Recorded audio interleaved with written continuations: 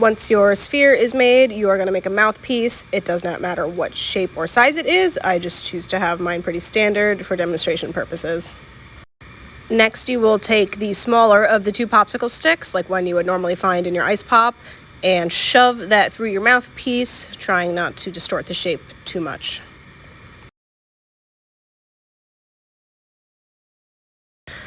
The very next thing we're going to do is cut the hole that's going to be responsible for creating the sound of your whistle.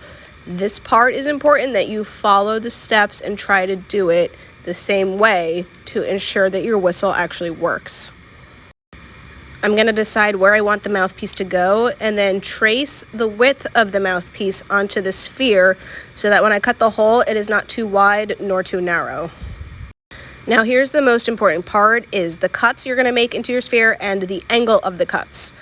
So that width is just going to be 90 degrees straight up and down, so take your time to do that carefully. I recommend letting your sphere get a little stiffer because these cuts are going to be much crisper if your clay is not super soft. All right, so you notice that the two edges and the one side is 90 degrees, so if I'm pretending that this was a flat surface, it's straight up and down.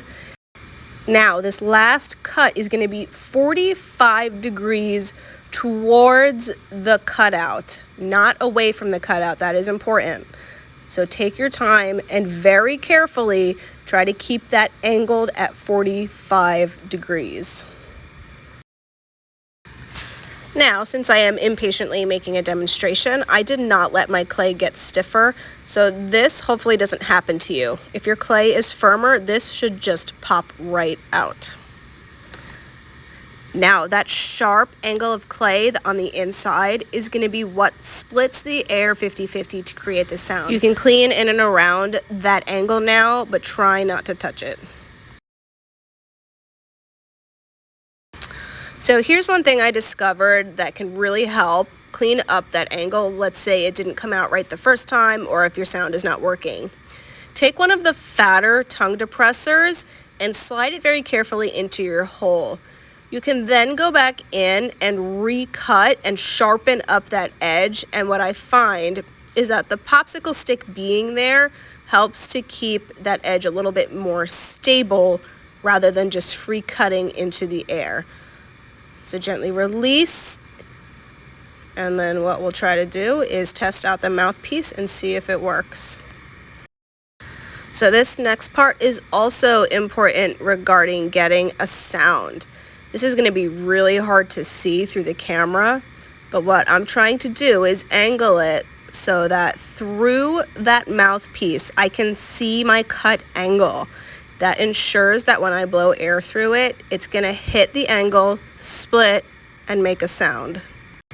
Here is an up-close view where you can see much more clearly that the bottom half is the dark emptiness of the inside of the pot, and the top half is the cut angle. Once you think your angle is good, make sure there's no gaps in between the mouthpiece and the hole, and give it a go.